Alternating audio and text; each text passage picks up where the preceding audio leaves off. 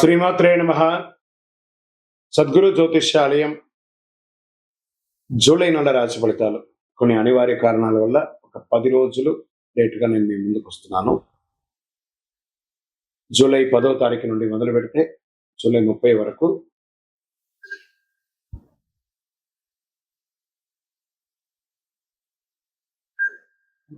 గ్రహాలన్నీ కూడా ఎలాంటి ఫలితాలు ఇవ్వబోతున్నాయి, ఈ 20 రోజుల్లో ఉద్యోగ, వ్యాపార, వ్యవహార, కుటుంబ అన్ని కూడా గోచార ప్రకారంగా ఎలా ఉన్నాయని చెప్పి మేము ముందుకు రాబోతున్నాను. జ్యోతిష్యం అంటే అందరికీ ఒక ఉత్సాహం. ఈ నెల నాకు ఎలా ఉండబోతుంది అనేది చాలా మంది గురుగారు ఈ నెల మీరు నాకు అందుబాటులో లేదు అనడం కొన్ని అనివార్య కారణాల వల్ల నేను కాస్త ఆలస్యంగా వచ్చాను. మీకు కలిగిన ఇబ్బందికి క్షమించండి. జ్యోతిష్యం పడుతున్న వర్షానికి ఒక గొడుగు మాత్రమే కానీ జ్యోతిష్యం జీవితం కాదు. ఈ యొక్క ఫలితాలన్నీ మీ యొక్క వ్యక్తిగత జాతకానికి ఒక 30% మాత్రమే వర్తిస్తుంది. కన్యారాశి మిత్రులారా, జూలై 10 నుండి జూలై 20 వరకు 2030 వరకు కట్ ఎడిటర్స్ దీన్ని మళ్ళీ రిపీట్. కన్యారాశి మిత్రులారా, జూలై నెల 10వ తారీఖు నుండి 30వ తారీఖు వరకు 2026 శుభాశుభ ఫలితాలు ఎలా ఉన్నాయి అంటే, ఈ నెల గ్రహాలంతా కూడా బుధుడు మీ రాశికి అధిపతి కావడంతో మేధాశక్తి, వివేకం, ప్రణాళికబద్ధమైన ఆలోచనలు పెరుగుతాయి. గురుగ్రహ అనుగ్రహంతో గౌరవం, జ్ఞానం, ధనయోగం బలపడతాయి. శని కష్టానికి తగిన ఫలితాలు అందిస్తాడు. శుక్రుడు కుటుంబ సౌఖ్యాన్ని, రాహు వృత్తిలో కొత్త అవకాశాలు, కేతు ఆధ్యాత్మిక చైతన్యాన్ని పెందించి మిశ్రమ ఫలితాన్ని ఇస్తున్నారు. ఈ నెలంతా కూడా వ్యాపార విస్తరణకు అనుకూలమైనటువంటి సమయం. This is the right time for expansion of your business. Pharma, Vidya, accounting, consultancy, IT, printing, వ్యవసాయ అనుబంధ వ్యాపారాలు మంచి లాభాలు ఇస్తాయి. మ్యానుఫ్యాక్చరింగ్ యూనిట్స్ ఉన్న వాళ్ళకి ఇట్స్ అ బ్యూటిఫుల్ టైం అని కూడా చెప్పచ్చు. సంబంధించిన విషయాలు నిర్లక్ష్యం మాత్రం చేయకండి.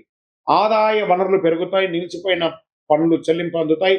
పెట్టుబడుల విషయంలో తొందరపడకుండా విశ్లేషించే నిర్ణయం తీసుకుంటే మంచి లాభాలను పొందుతారు. కుటుంబ అవసరాల కోసం చేసే ఖర్చులు శుభ ఫలితాలను ఇస్తుంది. ఉద్యోగస్తులకు ఉన్నతాధికారుల ప్రశంసలు పొందుతాయి. పదోన్నతి, జీతం పెంపు లేదా కొత్త బాధ్యత వచ్చే అవకాశం ఉంటుంది. ఉద్యోగం మార్పు కోరుకునే వారికి ఈ నెల రాకపోవచ్చు, కొంచెం వెయిట్ చేయండి. ప్రభుత్వ రంగంలో ఉద్యోగస్తుల పదోన్నతి, బదిలీ లేదా ప్రత్యేక బాధ్యత వచ్చే సూచనలు ఉన్నాయి. ప్రభుత్వ పరీక్షలకు సిద్ధమవుతున్న వారికి అనుకూల సమయం. టెండర్, లైసెన్స్, అనుమతులు పూర్తి అయ్యే అవకాశం ఉంటాయి. రెన్యువల్స్ అంతా కూడా చేసుకోవడం మంచిది. ప్రైవేట్ రంగంలో IT, banking, data analysis, health care, pharma, multinational income, కొత్త ప్రాజెక్టులు వచ్చే అవకాశాలు, విదేశీయ క్లయింట్లతో పనిచేసే అవకాశాలు కూడా ఎక్కువ కనబడుతున్నాయి. ఇంకా కుటుంబ సభ్యులు ఆనందంగా ఒక విహార యాత్ర వెళ్ళడం, ఆధ్యాత్మిక యాత్ర వెళ్ళడం లాంటిది ఉంటుంది. తల్లిదండ్రుల యొక్క ఆరోగ్యం పట్ల శ్రద్ధ వహించడం చాలా మంచిది. ఇంకా ప్రేమికులు ఒకరి పట్ల అపారమైనటువంటి ప్రేమ పెరుగుతుంది. వివాహ ప్రయత్నాలు కలిసి వచ్చే అవకాశాలు ఉన్నాయి. దంపతుల మధ్య అన్యోన్యత, జీవితంలో పరస్పర గౌరవం, సహకారం పెరుగుతుంది.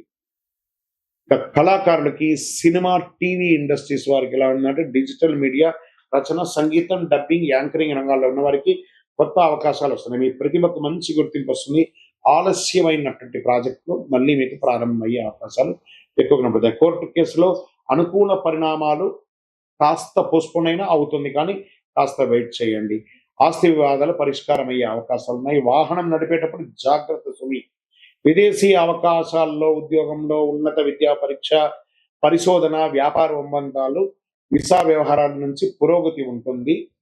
ఆగస్ట్, సెప్టెంబర్ నెలలో, జూలై కాస్త మిశ్రమంగా ఉన్నాయని కూడా చెప్పచ్చు. షేర్ మార్కెట్, దీర్ఘకాలిక పెట్టుబడులు ఇది అనుకూలమైనటువంటి సమయం. ఎందుకంటే మార్కెట్లో చాలా కరెక్షన్స్ వచ్చింది కాబట్టి, లో ప్రైస్లో ఉంది కాబట్టి you can invest on long term.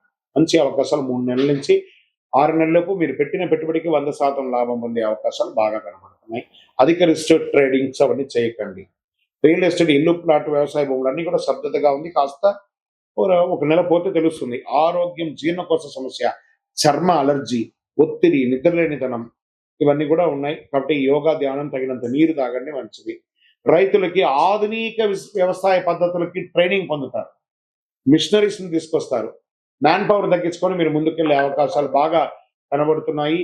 దీంట్లో మీరు కూరగాయలు సాగు, పొడి పరిశ్రమ, పూలు సాగు చేసే రైతుల లాభం పెరుగుతాయి. ప్రభుత్వ వ్యవసాయ పథకాల ద్వారా ప్రయోజనం పొందే అవకాశాలు ఎక్కువ కనబడుతున్నాయి. విద్యార్థులకు పోటీ పరీక్ష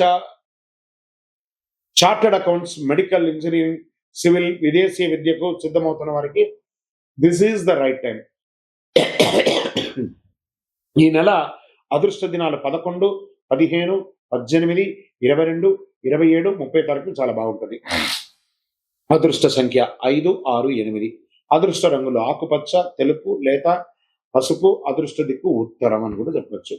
ఈ నెలంతా కూడా పరిహారం అంతా ఉంది. మహావిష్ణువు లేదా హయగ్రీవ స్వామి దర్శించడం, తులసీ దళముతో అర్చన చేయడం, విష్ణు సహస్రనామ పారాయణం చేయడం, ఓం బుధాయ నమః 108 సార్లు పారాయణం చేయడం, శ్రీ విష్ణు సహస్రనామంలో శ్రీరామ రామ రామేతి రమే రామే మనోరమే సహస్రనామ దత్తునిం రామనామవరాన్ అనే మంత్రాన్ని ఎక్కువ చెప్తూ ఉండండి. అన్ని ఆటంకాలు తొలగుతాయి. ఈ నెల పచ్చ పెసర్లు, పచ్చని కూరగాయలు, విద్యార్థులకు పుస్తకాలు, పెన్ను, నోట్బుక్స్, పేద విద్యార్థులకు ఫీజులు సహాయం చేయడం వల్ల బుధగ్రహం అనుకూలం మరింత పెరిగి అద్భుతంగా ఉండే అవకాశాలు కనబడుతున్నాయి. జ్యోతిష్య విశ్లేషణలో ఏం చెప్పబడుతుందంటే గొప్ప విజయాలకి నాంది పలుకుతాయి. ఈ యొక్క జూలై నెల మీరు దాన్ని ఉపయోగించుకుంటే చాలా మంచిది. విజయోస్తు.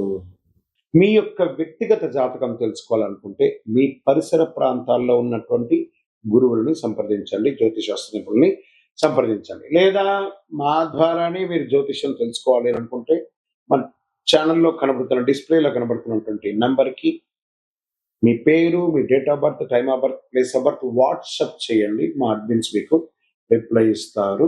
ఇకను శక్తివంతమైనటువంటి ఫలితాలు పొందడానికి అతి శక్తివంతమైనటువంటి కరుంగాళి మాల, ఈ కరుంగాళి మాలను మన దేవాలయంలో 48 రోజులు పూజ చేసి సిద్ధంగా ఉంచాం. చండీ, సుదర్శన, సుబ్రహ్మణ్య భుజంగం చేసి ఇలాంటి మాల ఉంది రెడీగా. ల్యాబ్ టెస్ట్ చేసి కావలసిన సంప్రదించండి. మాతో మాట్లాడి కన్ఫర్మ్ చేసిన తర్వాతనే మాల తీసుకోండి, కానీ డైరెక్ట్గా తీసుకోండి. ఇక్కడ ఆన్లైన్లో మేము అమ్మట్లేదు.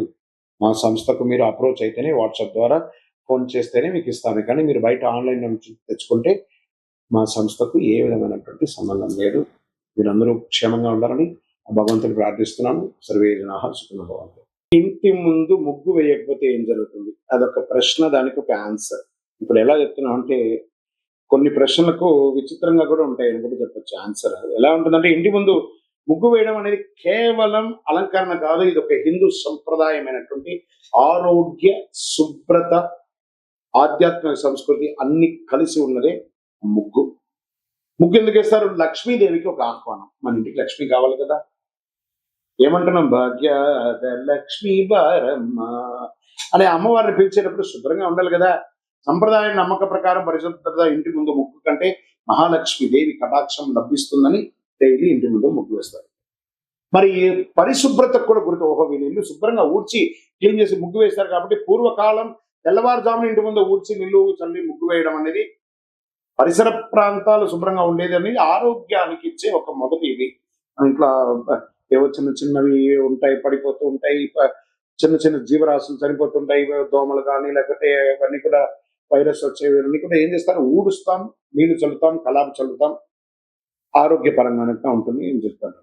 జీవరాశులకి ఆహారం, దాంతో బియ్య పిండితో ముగ్గు వేస్తూ ఉంటారు జనరల్ గా. ఇప్పుడు కదా అన్ని వేస్తుంటారు. సంప్రదాయంగా బియ్య పిండితో ముగ్గు వేయడం వల్ల చీమలు, చిన్న చిన్న పక్షులు, వాటికి ఆహారం దొరుకుతుంది కాబట్టి అలా కూడా ఇంటి ముందర ముగ్గు వేస్తారు. సానుకూలమైనటువంటి వాతావరణం వస్తుంది. అందమైన ముగ్గులు ఇంటికి వచ్చే వారికి ఆహ్లాదకరమైనటువంటి భావన. ఆహా, వీళ్ళు చక్కగా ఉన్నారు, సంప్రదాయంగా ఉన్నారు, ఎవరైతే అలా అనుకుంటూ ఇంట్లోకి వస్తారో ఆ ఇల్లు కూడా సుభిక్షంగా ఉంటుంది.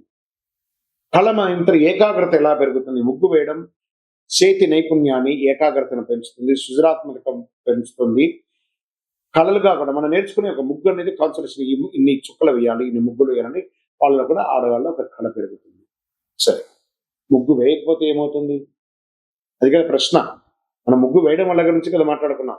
దీనిపై 2 రకాలైనటువంటి అవగాహన ఉన్నాయి. ఇంట్లో శుభశక్తులు తగ్గుతాయండి. ఫస్ట్ ఆ ఇల్లు, ముగ్గు వేసే ఇల్లు, ఎదురిల్లు బాగుంటుంది, ఎదురు వేయకుండా ముగ్గు వేయకపోతే ఇంకా నిద్ర కూడా లేవలేదు అని మాట్లాడుతూ పోతారు. దరిద్రం స్టార్ట్ అవుతున్నారు. ఆ ఇంటి ముందర అశుభం కనబడుతూ ఉంటుంది. లక్ష్మీదేవి అనుగ్రహం తగ్గుతుంది. శుభకార్యాలకు అనుకూల వాతావరణం తగ్గుతుంది కొందరు విశ్లేషిస్తారు. కానీ వాస్తవ దృష్టిలో ముగ్గు వేయినంత మాత్రాన తప్పనిసరిగా ఏదైనా అశుభం జరుగుతుందా? శాస్త్రీయమైనటువంటి ఆధారాలు ఎక్కడ లేదు, ఏమి జరగదు. కొంతమంది ముగ్గు అనేది ఏంటో కూడా తెలియని వాళ్ళు కూడా ఉన్నారు. ఇలా కొన్ని గేటెడ్ కమ్యూనిటీస్ లో, అపార్ట్మెంట్స్ లో ముగ్గు వేయడం అనేది ఏదో స్టిక్కర్ వేసేసి వదిలేస్తున్నారు. అయితే పరిశుభ్రత సంప్రదాయం అందం వంటి ప్రయోజనాలు కోల్పోతారు ముగ్గు వేయకపోతే. వైదిక సంప్రదాయం ఏ రకంగా చెప్తుంది? ఆధ్యాత్మికంలో ధర్మశాస్త్రాలు ఇంటి పరిశుభ్రంగా ఉంచడం, దేవతారాధనకు ముందు ముగ్గు వేసి గడప కడిగి ముగ్గు వేయడం అనేది పవిత్రత చేకూరుతున్న ప్రాముఖ్యతలు చెప్తున్నారు. ముగ్గు వేయడం అనేది పవిత్రతకు ప్రతీక.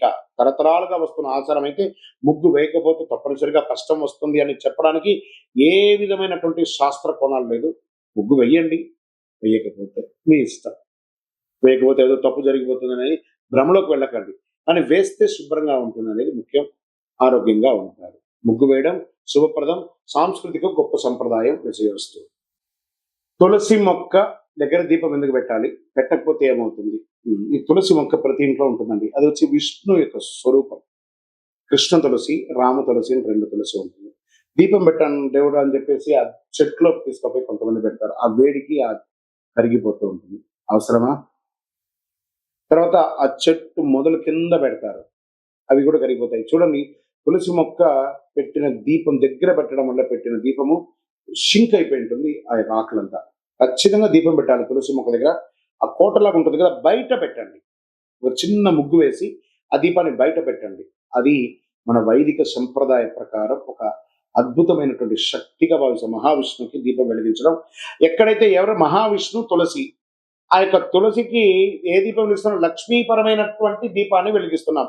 అంత అద్భుతమైనటువంటి పవర్ ఉంది. తులసిదేవి విష్ణుమూర్తికి అత్యంత ప్రీతిపాత్రమైనగా భావిస్తూ ఉంటారు. సాయంత్రం తులసి దగ్గర నెయ్యి లేదా నువ్వుల నూనెతో దీపం వెలిగిస్తే శుభం జరుగుతుంది. ఐశ్వర్యం, ప్రశాంతత పెరుగుతుంది. సంప్రదాయంలో ప్రతిరోజు సాయంత్రం కుటుంబ సభ్యులందరూ ఒక చోట వెలిగి ప్రార్థన చేసే అలవాటు ఉండేది.